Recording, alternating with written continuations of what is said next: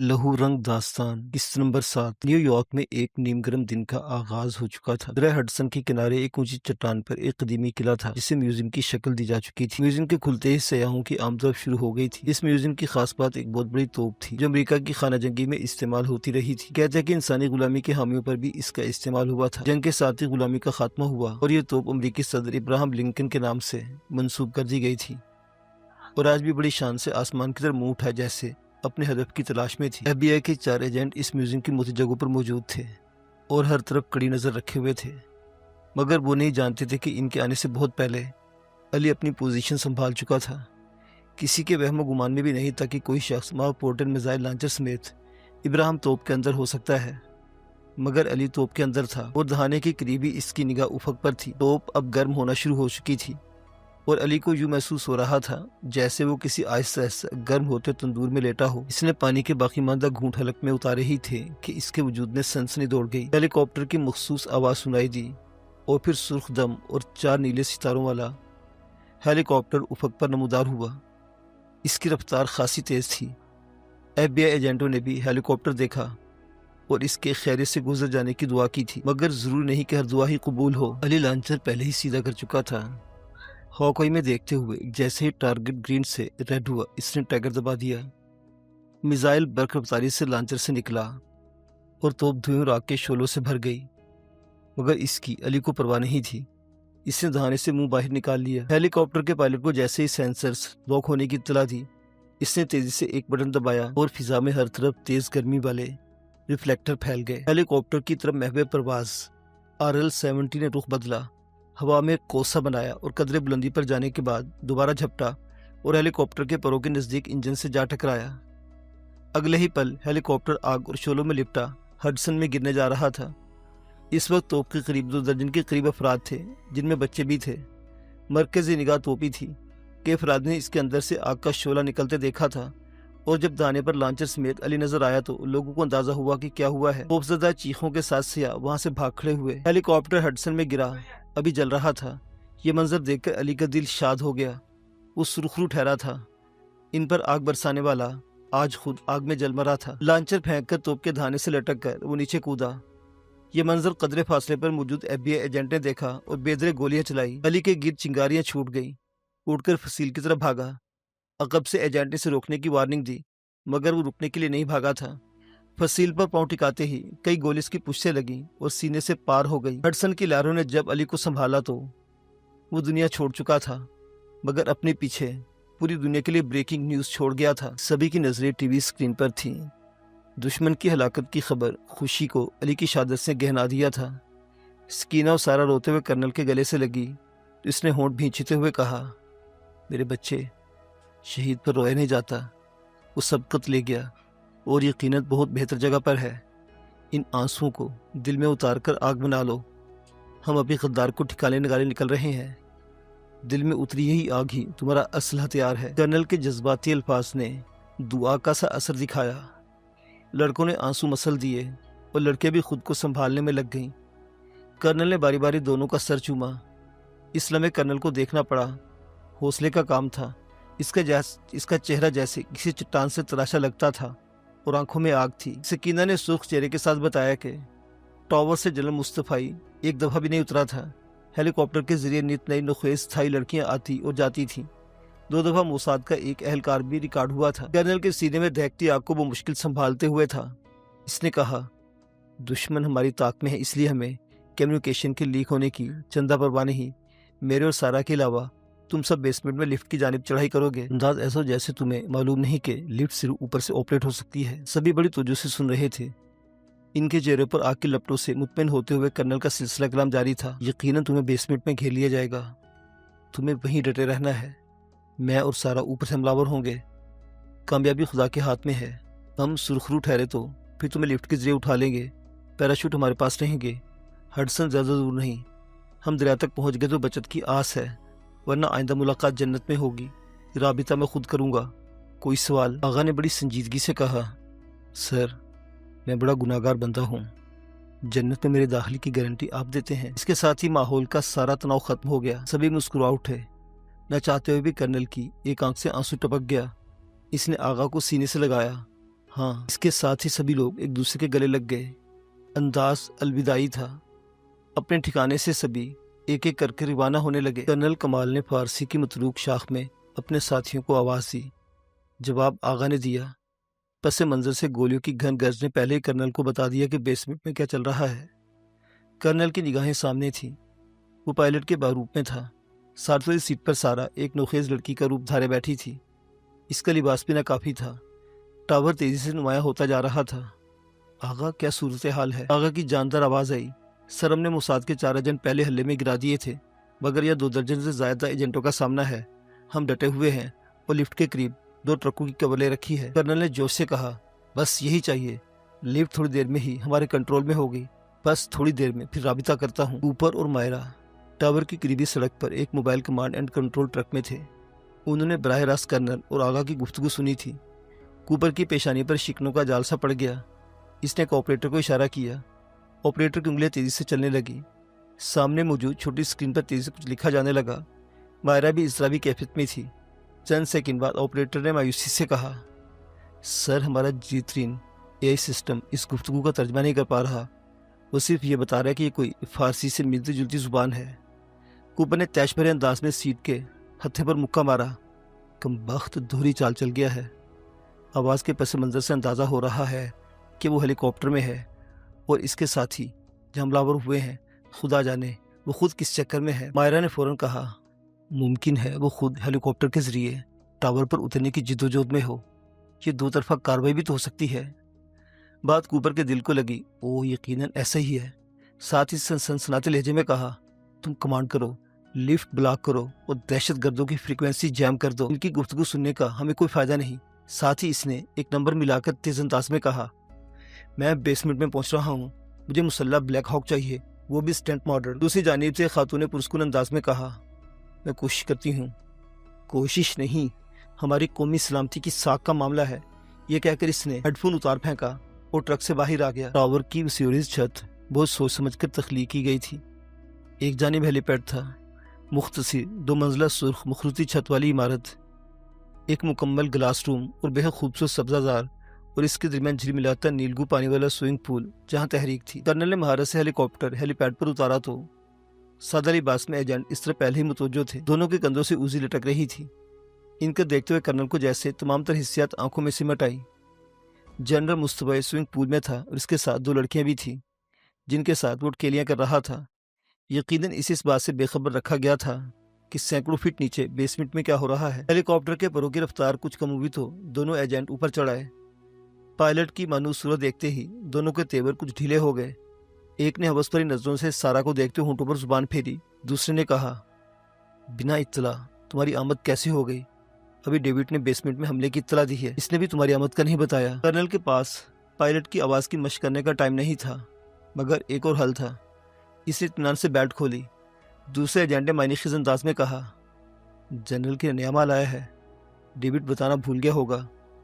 دوسرے گارڈ کی معنی خیز ہنسی حلق میں رہ گئی۔ کرنل کے پسٹل سے نکلنے والی گولیوں نے دونوں کی کھوپڑیاں توڑ دی۔ کرنل نے سیٹ سے چھلانگ لگاتے ہوئے چیخ کر کہا، مجھے بیک اپ دو، اور پھر وہ برق کی مانے دوڑا۔ اس دوران اس نے ایک مردہ کندھے سے اوزی بھی نوچ لی۔ وہ جانتا تھا کہ گولیوں کو سوئمنگ پول تک ضرور سنی گئی ہوگی۔ سوئمنگ پول تک پہنچنے سے پہلے اس نے گولی کا دھماکہ سنا۔ دوڑتے اس نے سر گھمایا۔ ایک اور اوزی برداشت سوکھ چھت والی عمارت کے برآمدے کے پاس گرا تھا۔ سارا اسے کور دینے میں کامیاب رہی تھی۔ جنرل مصطفی دبلا پتلا اور مضبوط جسم کا تھا۔ وہ مختصر سرخ نیکر میں سوئمنگ پول سے برآمد ہو چکا تھا اور اپنے کپڑوں کی طرف دوڑ گیا تھا جہاں یقیناً کوئی ہتھیار موجود تھا۔ اس وقت سوگنا پھرتی دکھاتا بھی تو وہاں تک نہیں پہنچ سکتا تھا۔ کرنل کی لات حرکت میں آئی اور جنرل چکنے پتھروں پر پھسلتا ہوا دوبارہ سے سوئمنگ پول میں جا گرا۔ ایک کونے میں ایک دوسرے سے لپٹی خوفزدہ تھائی لڑکیوں نے مشترکہ چیخ ماری اور زور زور سے رونے لگی۔ کرنل نے ڈپٹ کر انہیں کہہ کر خاموش کر دیا، انہیں کچھ نہیں کہا جائے گا۔ جنرل نے پانی سے سر نکالا تو کرنل نے ماسک اتار پھینکا۔ جنرل مصطفی پر جیسے بجلی گری، اس کا سرخ و سفید چہرہ راکھ ہو گیا۔ اس دوران سارا بھی وہاں پہنچ گئی۔ اس نے جنرل کو قہر بھری نظروں سے دیکھا۔ اس نے کپڑے تبدیل کر لیے تھے۔ آتے اس نے کہا، سر عمارت کلیئر ہے، ایک ایجنٹ تھا، وہ مارا گیا ہے، لڑکیوں کو لے جاؤ اور بیگ بھی اندر پہنچاؤ، میں جنرل سائی کو پروٹوکول کے ساتھ لاتا ہوں۔ سارا نے 2 لڑکیوں کو سوئمنگ پول سے نکالا اور ہانک کر وہاں سے لے گئی۔ باہر آؤ گے، यहीं बनना पसंद करोगे? कर्नल के लहजे की सफाकी ने जनरल को लरजा दिया। इसने कपकपाती आवाज़ में कहा, मैं आज भी इनकलाब का दाई हूँ, इस्लामी जमहूरिया का वफादार हूँ। मैं दुश्मन की जड़ों में घुसने की कामयाब कोशिश कर चुका हूँ। कर्नल जहरीले अंदाज में हंसा। बाहर आ जाओ, घुसने में जो कमी रह गई है वो मैं पूरी कर देता हूँ। जनरल को अंदाज़ा हो गया कि बोदा दावा किसी काम नहीं आया। मौत का फरिश्ता सर पर था, इसे बाहर आना ही पड़ा। जनरल को कवर करते हुए कर्नल ने इसे अपने साथियों से राब्ते की कोशिश की तो नाकामी हुई। कर्नल को अंदाज़ा हो गया कि दुश्मन ने फ्रीक्वेंसी जाम कर दी है। इसके साथी मौत के मुंह में थे। इससे जल्दी से जनरल के हाथ पांव बांधे। इस दौरान में सारा ने दोनों लड़कियों को एक बाथरूम में बंद कर दिया था। सारा को जनरल के सर पर तैनात करके वो लिफ्ट की जानिब दौड़ा और अगले चंद मिनटों में ये रूह फरसा इंकिशाफ हुआ कि लिफ्ट ब्लॉक कर दी गई है। इसके सीने में जहरीला धुआं भर गया और वापस आकर वो भूखे दरिंदे के मारे जनरल पर टूट पड़ा। गद्दारों के लिए बनाई इस जन्नत पे जनरल की चीखें गूंज उठी। देखते देखते इसके सर मुंह से खून जारी हो गया। कर्नल ने इसकी दोनों टांगों के दरमियान बेदर्दी से ठोकरें मारी तो वो बिलबिलाकर माफिया मांगने लगा। कर्नल ने इसे झिंझोड़ा, क्यों किया तूने ऐसा? तू हीरो तो हमारा, लाखों लोग तुझे सर आंखों पर बिठाते थे। बता, अपने साथियों का खून क्यों बेचा तूने? बता। वो मुझे ब्लैकमेल कर रहे थे। ये कहते हुए जनरल ने खून थूका तो कर्नल ने फिर टांगों के दरमियान ज़रब लगाई। जब दुश्मन पोतियों की उम्र की लड़कियां पेश करेगा और तू मुकाला करेगा तो उन्होंने ब्लैकमेल तो करना ही है। जनरल चीखते हुए बिन पानी की मछली की मानी तड़पने लगा। कर्नल ने खुद पर काबू रखते हुए कहा, मान लेते हैं तू ब्लैकमेल हो रहा था, मगर तूने मजलिस शुरा के पास पेश होकर अपनी गलतियों को एतराफ़ क्यों नहीं किया? जवाब में जनरल सिर्फ खून थूकता रहा। कर्नल ने ज़हरखंद अंदाज में खुद ही जवाब दिया, क्योंकि इस बूढ़े जिस्म में हवस का पुजारी रहता है, जिसकी नुखे जिस्मों के साथ खेलने की हवस रोज़ रोज़ बढ़ रही थी। पता ऐसा ही है ना? इसके साथ ही एक जोरदार ठोकर ने जनरल के वजूद को नए सिरे से लरजा दिया। वो चीखने और रहम की भीख मांगने लगा। ये आवाज़ें कर्नल के वजूद में भड़कती आग को ठंडा कर रही थी, जबकि सारा धीरे धीरे सिसक रही थी। कर्नल ने एक स्टोव से तवील रस्सा निकालकर जनरल की गर्दन में फंदा बनाकर डाला तो इसकी आंखों में मौत की जर्दी नुमायां तर हो गई। बेहतर था कि मुल्क से फरार न होते और वहीं फांसी पर झूल जाते। खैर जरी किस्मत में इस टावर से लटकना लिखा हुआ था तो कैसे चल सकता था? इसी लम्हे जनरल के आसाब जवाब दे गए। इसका बोलो बराज खारिज हो गया। वो फूट फूट कर रोने लगा। यही वक्त है जब एक ताकतवर हेलीकॉप्टर की घनघर सुनाई दी। जदीद साख्ता फौजी हेलीकॉप्टर नीचे से बुलंद होकर सामने मंडलाने लगा था। इसकी मशीन गन की नोजल और सुर्ख धोतियों वाले तबाकुन रॉकेट्स का नज़ारा लर्जा खेज था। खिड़की से हेलीकॉप्टर को देखते हुए कर्नल ने कहा, RL-70 निकालो और पैराशूट बांध लो। ज़मीन से 200 फीट बुलंदी पर पैराशूट खोलना। सारा ने इस बात में सर हिलाया और साथ ले बैग खोलने लगी। हेलीकॉप्टर में पायलट के साथ ऊपर था। इसने अपने कमांड सेंटर से कहा कि दहशतगर्दों की जाम फ्रीक्वेंसी को कॉपी करके सिर्फ कर्नल के साथ इसका राब्ता जोड़ दिया जाए। इसके हदायत पर फ़ौरन अमल हुआ। खुद ऑपरेटर ने कहा, वह बात कर सकते हैं। कूपर ने मुकम्मल बर्तरी के एहसास के साथ कहा, कैसे हो कर्नल? तुमने अमरीकी सरजमीन पर हमें खुशामदीद कहने का मौका ही नहीं दिया। कर्नल ने तवील सांस लेकर कहा, तुम ये हसरत अब पूरी कर लो। कौन हो तुम? कूपर, FBI से।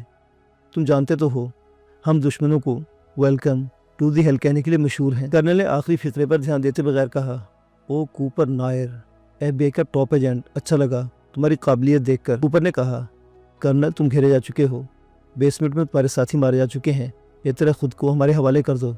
क्यों नहीं अभी लो? ये कहते हुए कर्नल ने ईगल आई के साथ आंख लगाई और अगले एक चंद लम्हे इसके लिए हैरत अंगेज साबित हुए। वो सिर्फ रेंज में होने के बावजूद सिस्टम निशाने को अंगेज नहीं कर रहा था। ईगल आई में निशाना ग्रीन का ग्रीन ही था। अपने तमाम साथियों की हलाकत को इसने महज कूपर की जानिब से मोराल डाउन करने की कोशिश समझा था। कर्नल की जानिब से खामोशी तवीली तो कूपर की हंसी उभरी। ओ गालिबन तुम RL-70 मुझ पर आजमाने की कोशिश में हो, या तुम्हें नाकामी होगी कर्नल। ये हमारी बर्तर टेक्नोलॉजी का शाहकार है। तुम गिरफ्तारी देते हो या मैं फोर्स उतारूं? कर्नल ने माइक उतार कर दूर फेंका और उजी सारा की तरफ बढ़ाते हुए कुछ हिदायत दी। दरवाजे खिड़की मुर्दा पड़े तीसरे एजेंट की उजी इसने खुद खींच ली। पैराशूट की डोरियां वगैरह चेक करने के बाद दोनों ने बेक वक्त ब्लैक हॉक पर फायरिंग कर दी।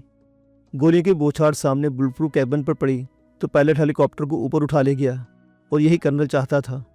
दोनों बाहर की तरफ दौड़े। कर्नल ने बेदर्दी से जनरल को रस्से के साथ खींच लिया था। देखते देखते सारा ने रेलिंग से छलांग लगा दी। ब्लैक हॉक गोता लगाकर दोबारा पोजीशन लेने तक कर्नल ने रस्से का एक सिरा रेलिंग से बांध दिया और गंदगी में लुथरे मुस्तफ़ा को ऊपर उठाकर नीचे फेंक दिया। चंद लम्हों में एक झटके के साथ रस्सा तन गया اور جنرل مصطفی سینکڑوں فٹ بلندی پر گردن کے سہارے جھولنے لگا۔ تھوڑی دیر میں یہ منظر دنیا بھر کی ٹی وی اسکرینوں پر نظر آنے والا تھا۔ ہیلی کاپٹر کی طرف دیکھتے ہوئے کرنل نے ہاتھ ہلایا اور پھر نیچے چھلانگ لگا دی۔ کوپر کے لیے یہی موقع آخری اقدام تھا۔ بلیک ہاک ان دونوں کے تعاقب میں جھپٹا۔ کوپر کی شفاف آواز ابھری، دونوں کو اڑا دو۔ پائلٹ نے جواب دیا، سر دونوں کی رفتار بہت تیز ہے، ہیلی کاپٹر اتنی رفتار سے نیچے جائے گا تو کریش ہو جائے گا، ان کے پیراشوٹ کھلتے ہی آسانی کے ساتھ نشانہ بنا لوں گا۔ ٹھیک ہے۔ کوپر کی نظریں نیچے تھیں، وہ دونوں وزنی پتھر کی مانند نیچے گر رہے تھے اور بلیک ہاک چکراتے ہوئے اپنی بلندی کم کر رہا تھا۔ سب سے پہلے سارا نے پیراشوٹ کھولا۔ دائرے میں گھومتے ہوئے بلیک ہاک کی مشین گنز گرجی اور وہ پیراشوٹس میں چھلنی ہو گئی۔ کرنل بدستور نیچے گر رہا تھا۔ تیز ہوا اسے درہ ہڈسن کی طرف دھکیل رہی تھی۔ اس موقع پر پائلٹ نے کہا، یہ شخص پاگل ہے، زمین سے اس کا فاصلہ مشکل 100 فٹ رہ گیا ہے، یہ ویسے ہی مارا جائے گا۔ کوبن اس کی بات کو نظر انداز کرتے ہوئے کہا، اس پر فائر کرو۔ پائلٹ نے تعمیل کی، مگر اتنے برخفتار ٹارگٹ کو نشانہ بنانا آسان نہیں تھا۔ فضا میں گولیوں کی گن گھر ابھری۔ اس دوران کرنل ہڈسن تک پہنچ چکا تھا۔ بلیک ہاک کے پائلٹ نے تیزی سے بلندی کم کرنے کی کوشش کی تو پینل پر ریڈ سپائکنگ ہونے لگی۔ پائلٹ نے وہ مشکل توازن درست کیا۔ این یہی لمحہ تھا جب کرنل کا پیراشوٹ کھلا۔ کوپر چلایا، اس کا پیراشوٹ کھل گیا ہے۔ جیسے ہی بلیک ہاک نے پوزیشن میں آتے ہوئے فائر کھولا، اسی لمحے کرنل نے خود کو پیراشوٹ سے آزاد کر دیا۔ پیراشوٹ چھلنی ہو گیا، مگر وہ ہڈسن میں جا گرا تھا۔ کوپر کا چہرہ مسک سا ہو گیا۔ اس نے فوراً موٹر بوٹس منگوانے کے لیے کال کی اور چیخ کر پائلٹ سے کہا، اپنا سارا پیلوڈ وہاں گرا دو جہاں وہ کمبخت گرا ہے۔ بلندی مزید کم کرنے کے بعد پائلٹ نے تعمیر کی۔ ہڈسن پر آگ و آہن کی بارش ہونے لگی تھی۔ موٹر بوٹس کے آنے تک کوپر کو یقین ہو گیا کہ اب کرنل کمال کے چیتھڑے بھی نہیں ملیں گے۔ تھوڑی دیر بعد وہ میڈیا کے سامنے وکٹری کا نشان بنا رہا تھا اور جنرل مصطفی کی جھولتی لاش دیکھنے کے بعد ایران میں جشن کا سا سما تھا۔ گیری گوریان کی کیفیت بدستور وہی تھی۔ اس کے کمرے کا دروازہ بے آواز طریقے سے کھلا اور ایک بوڑھا لاٹھی کے سہارے اندر داخل ہوا۔ اسپتال والوں کے ریکارڈ کے مطابق وہ گیری کا گرینڈ فادر تھا۔ بوڑھے نے پھولوں کا بوکے گیری کے پاس رکھتے ہوئے جھک کر اس کی پیشانی چومی۔ گیری کے وجود میں خوف کی لہر دوڑ گئی۔ بوڑھا اس کے لیے قطعی اجنبی تھا۔ بوڑھے نے اس پر جھکتے ہوئے نرم آواز میں کہا، تمہارے باپ کو تمہارے سامنے قتل کرنے کا میرے دل پر بوجھ سا ہے بچے۔ وہ بے شک ہمارے معصوم بچوں کا قاتل ہے، مگر ہم ازل سے ہی مظلوم رہے ہیں۔ تمہارا معصوم دل دکھا، اس کے لیے مجھے معاف کر دینا۔ گیری کا خوف قدرے کم ہو گیا۔ بوڑھے نے مزید کہا، تمہارے سامنے پوری زندگی پڑی ہے، کوشش کرنا باپ کی پیروی نہ کرنی پڑے تمہیں۔ سبھی کو اپنے انداز میں جینے کا پورا حق ہے۔ جب آپ اس حق کو غصب کرتے ہیں تو پھر ایسے ہی کوئی اچانک سے نمودار ہو کر آپ سے بھی جینے کا حق چھین لیتا ہے۔ بوڑھے نے اس کے گال تھپ تھپائے تو کیری کو محسوس ہوا جیسے اس کے وجود کی توانائی لوٹ رہی ہو۔ بوڑھے کی فسوں انگیز آواز ابھری، سبھی انسان ایک جیسے ہیں، برتری کا احساس ایک خناس سے بڑھ کر کچھ نہیں۔ سبھی کے لہو کا رنگ سرخی ہے اور یہ سرخی ایسی ہے کہ بہاؤ گے تو اسے بہتا بھی دیکھو گے اور اپنے وجود سے بہتا دیکھو گے۔ اس لیے بچے یاد رکھنا، زندگی جیو اور جینے کا نام ہے۔ بوڑھے کا ہاتھ اس کے سر پر آیا، میری بات یاد رکھو گی نا؟ کیری نے دھیرے سے اس بات میں سر ہلایا۔ آج کتنے دنوں کے بعد اس کے وجود نے حرکت کی تھی۔ شاباش بچے، اب میں چلتا ہوں۔ بوڑھے نے پھول اٹھا کر کیری کے سینے پر رکھے جنہیں اس نے تھام لیا۔ بوڑھا لاٹھی ٹیکتے ہوئے آہستہ آہستہ کمرے سے رخصت ہو گیا۔ کیری پھولوں کو سینے سے لگائے آنسو بہاتے ہوئے ارادہ باندھ رہی تھی کہ وہ آزاد رائے سے معلوم کرے گی کہ واقعی اس کا باپ معصوم انسانوں اور بچوں کا قاتل تھا۔ ایسا تھا تو اس نے بڑے شخص کو معاف کرنے کا ارادہ باندھ لیا تھا۔ معزز سامعین و ناظرین، سنسنی خیز کرداروں کے وحشت انگیز روپ میں گندھی لہو رنگ داستان اپنے اختتام کو پہنچی۔ آپ کو یہ داستان کیسی لگی؟ اپنی آراء کا اظہار ضرور کیجیے گا۔ ملتے ہیں کسی نئی داستان میں۔ اللہ حافظ۔